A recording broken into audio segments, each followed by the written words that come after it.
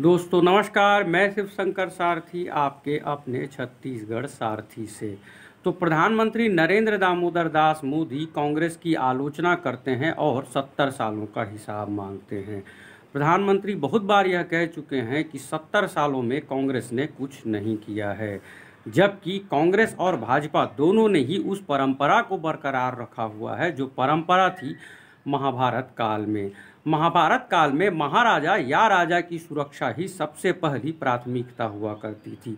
महाराजा या भावी राजा की सुरक्षा ही प्राथमिकता हुआ करती थी और यह परंपरा आज भी बरकरार है।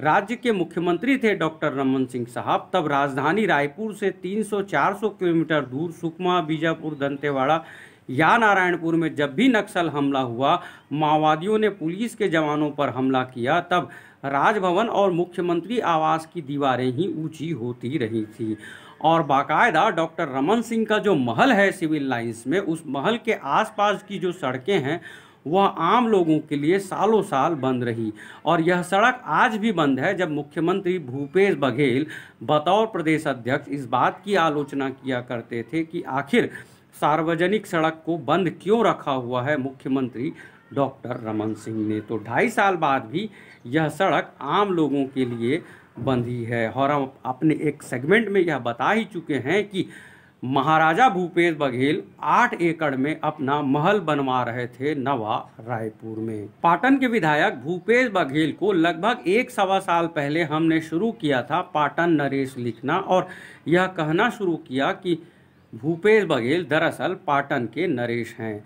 अब बहुत से लोग दबी जुबान यह कहते हैं कि भूपेश बघेल छत्तीसगढ़ के मुख्यमंत्री नहीं हैं बल्कि वो पाटन के मुख्यमंत्री हैं। जाकर देखिए कि पाटन में कैसे विकास के काम हो रहे हैं और सिर्फ पाटन में विकास के ज़्यादातर काम हो रहे हैं। तो मुख्यमंत्री भूपेश बघेल प्रधानमंत्री नरेंद्र दामोदर दास मोदी की कई मुद्दों पर आलोचना किया करते हैं। कांग्रेस के वो दूसरे सबसे बड़े नेता हैं। राहुल गांधी के बाद भूपेश बघेल ही ये वो नेता हैं जो प्रधानमंत्री नरेंद्र दामोदर दास मोदी के खिलाफ आक्रामक रहते हैं और बड़ी आक्रामकता के साथ वो मोदी साहब की आलोचना करते हैं।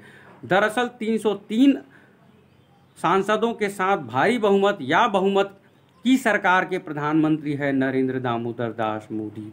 देश के बहुत कम राज्यों में कांग्रेस की सरकार है, लेकिन छत्तीसगढ़ में चूंकि 70 आदमियों के वो बॉस हैं, 70 विधायकों के साथ वो मुख्यमंत्री हैं, इसलिए ही शायद वो प्रधानमंत्री नरेंद्र दामोदर दास मोदी पर आक्रामक हमला किया करते हैं। लेकिन नकल भी तो वो उन्हीं की किया करते हैं। मुख्यमंत्री ने जहां राज्य में टीकों की भारी कमी है, दूसरे वैक्सीनेशन का अता पता नहीं है, 18+ के टीकों का अता पता नहीं है, और यह हम नहीं कह रहे, राज्य के स्वास्थ्य मंत्री ने आजकल में जो ट्वीट किया है उसकी माने तो राज्य में टीकों का भारी अभाव है। स्वास्थ्य मंत्री का ट्वीट यह कहता है कि यदि टीके आए तब बहुत अच्छा प्रदर्शन होगा छत्तीसगढ़ का, राष्ट्रीय औसत बड़ा अच्छा दिखाई पड़ेगा छत्तीसगढ़ का। यह ट्वीट है राज्य के स्वास्थ्य मंत्री TS सिंहदेव का।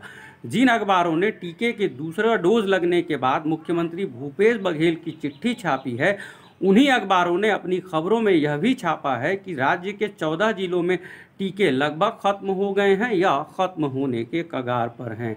तो प्रधानमंत्री नरेंद्र दामोदर दास मोदी की आलोचना करते हैं राज्य के मुख्यमंत्री भूपेश बघेल और उनकी नकल भी किया करते हैं। मन की बात की तरह वो लोकवाणी किया करते हैं। न सिर्फ प्रधानमंत्री नरेंद्र दामोदर दास मोदी की आलोचना करते हैं भूपेश बघेल, बल्कि वो तो डॉक्टर रमन सिंह की भी नकल करते हैं। आखिर डॉक्टर रमन सिंह गोड बात किया करते थे, उसका नाम बदल कर ही तो सिर्फ रख दिया गया है लोकवाणी।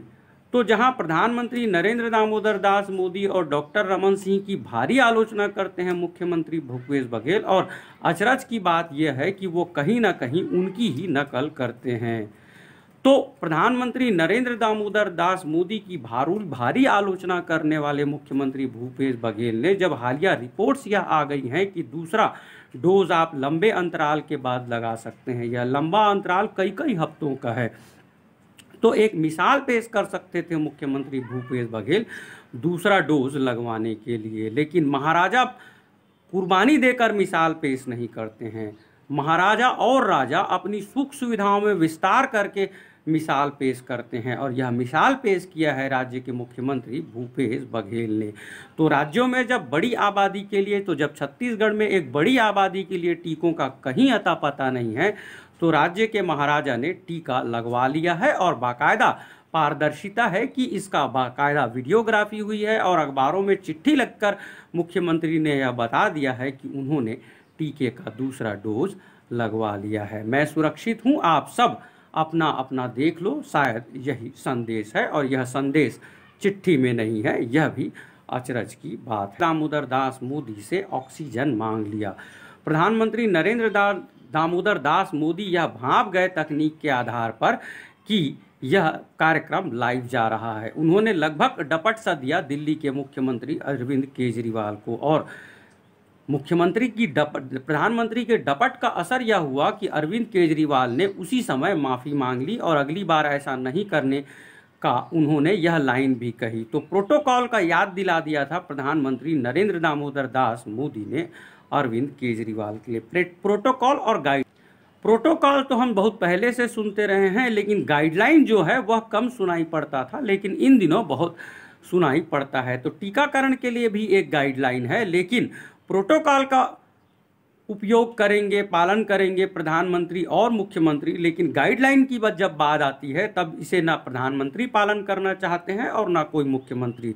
तो टीकाकरण के लिए कोई गाइडलाइन होगी ज़रूर, लेकिन जब कोई महाराजा टीकाकरण करवा रहे हैं तब भला गाइडलाइन का पालन करने की ज़रूरत क्या है। तो chief medical officer Meera Baghel खड़ी हैं, आप देख सकते हैं, संसदीय सचिव विकास उपाध्याय खड़े हैं, और विधायक कुलदीप जुनेजा भी खड़े हुए हैं। तो टीकाकरण हो रहा है, पारदर्शिता है, वीडियोग्राफी है, फोटोज़ हैं, बस गाइडलाइन का शायद पालन नहीं किया है राज्य के मुख्यमंत्री भूपेश बघेल ने। आप देख रहे थे छत्तीसगढ़ सारथी, आप सबका बहुत बहुत शुक्रिया। हमारे वीडियोस अच्छे लगते हैं तो लाइक करें, कमेंट करें, और प्लीज़ प्लीज़ प्लीज़ हमारे यूट्यूब चैनल छत्तीसगढ़ सारथी को सब्सक्राइब भी ज़रूर करें।